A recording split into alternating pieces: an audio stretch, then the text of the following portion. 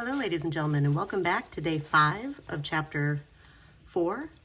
We are currently starting section 4.2, and we'll be discussing observational studies versus experiments. By the end of this video, you will be able to distinguish between an observational study and an experiment and identify the explanatory and response variables in each type of study. You will also be able to explain the concept of confounding and how it limits the ability to make cause and effect conclusions.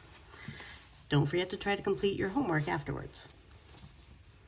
All right, let's go ahead and get started. As before, since I have a kitten in the room while I'm recording, I have things pre-written out to try to save us time and to prevent too many interruptions. So 4.2 day 1, observational studies and experiments. You can find this information on pages 269 to 273 of our Practice of Statistics, updated 6th edition of our textbook. And definitely read through pages 270 to 271 very carefully. All right, so our first question, what is an observational study? And what is the difference between a prospective and a retrospective observational study? All right, the definition of an observational study is an observational study observes individuals and measures variables of interest, but does not attempt to influence the responses.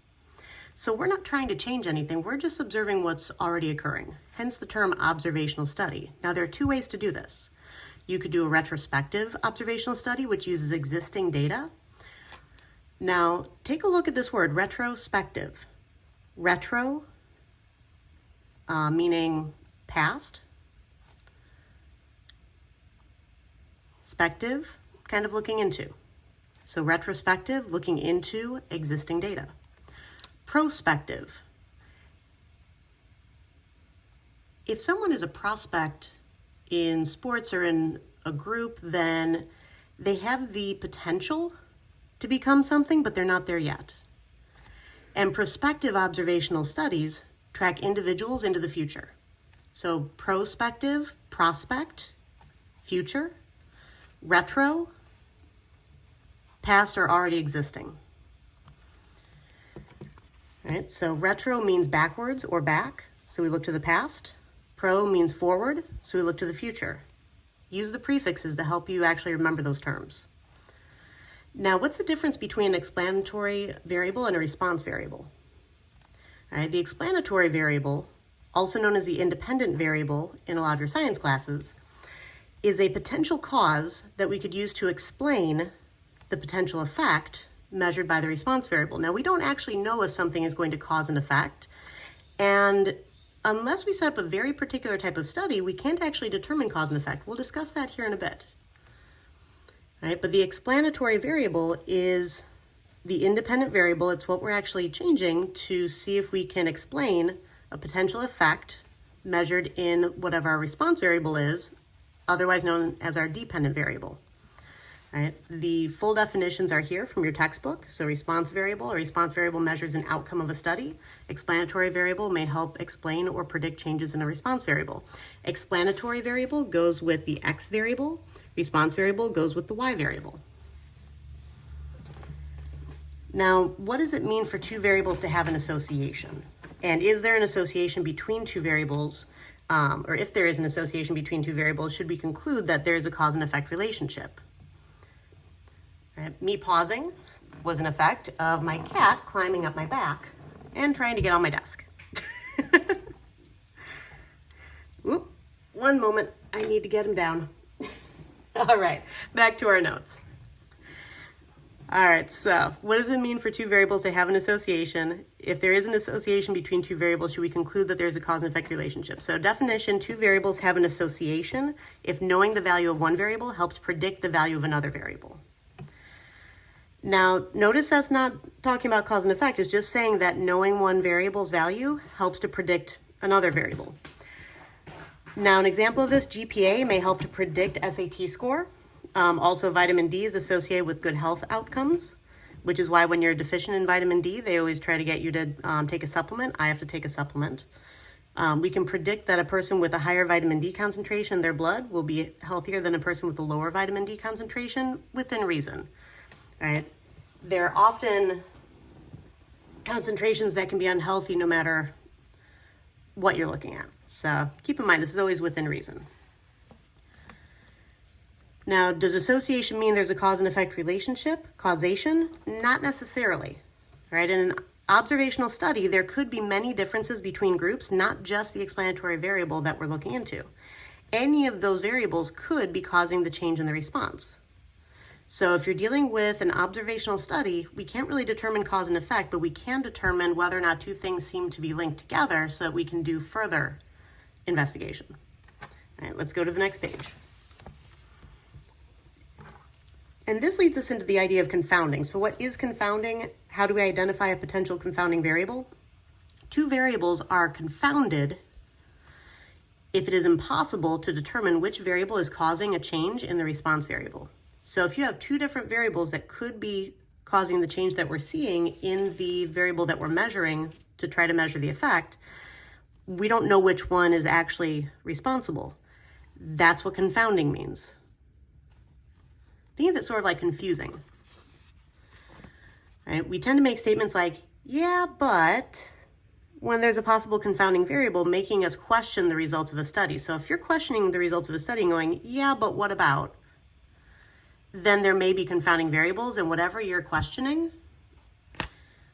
that's probably a confounding variable. All right, now this is the definition from your textbook. So confounding occurs when two variables are associated in such a way that their effects on the response variable cannot be distinguished from each other. So written a little bit differently, this is more in layman's terms. We have an exam tip here. If you are asked to identify a possible confounding variable in a given setting, you are expected to explain how the variable you choose first is associated with the explanatory variable, and second is associated with the response variable. So you have to identify why there might be a relationship between those. All right, so here's an example. If people who exercise more have higher vitamin D concentration, and people who exercise more are less likely to get diabetes, we would see an association between vitamin D concentration and diabetes status. All right, so even if vitamin D has no effect on diabetes status. So if people who exercise more have higher vitamin D concentration and people who exercise more are less likely to get diabetes, we would see an association between vitamin D and diabetes status, even though it's probably the exercise that's potentially affecting the status rather than the vitamin D. All right, so confounding can lead to some really questionable logic. All right, want to avoid diabetes? Buy lots of running shoes. People with more running shoes have a smaller rate of diabetes. Well, you know, people with more running shoes are probably exercising more and thus less likely to get diabetes. You have to be careful about the links and logic that you use. Some will work, some will not. Now, how can we avoid confounding? Let's go into what an experiment is. So what is an experiment, and what's the primary benefit of using an experiment rather than observational study? This is the other type of study that we can do. So the definition is that an experiment deliberately imposes treatments, in other words, conditions, on individuals to measure their responses. And why? A well-designed experiment can provide convincing evidence for cause and effect because it helps us to kind of control for those confounding variables. It helps us to eliminate some of the questions from our minds. Now, remember, to distinguish between observational studies and experiments, an observational study observes individuals and measures variables of interest, but does not attempt to influence the responses.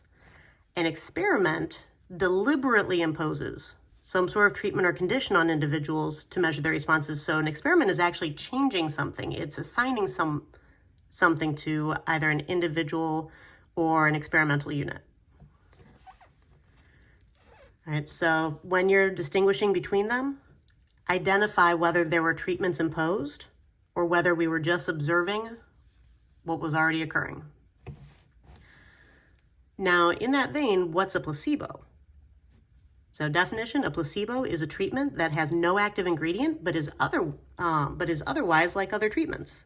So you might give someone a blank pill as a placebo. So you're actually giving them a treatment. They think they're getting a treatment, but the pill doesn't do anything. Like it's a sugar pill or it's a water pill or something else. All right, it has no active ingredient.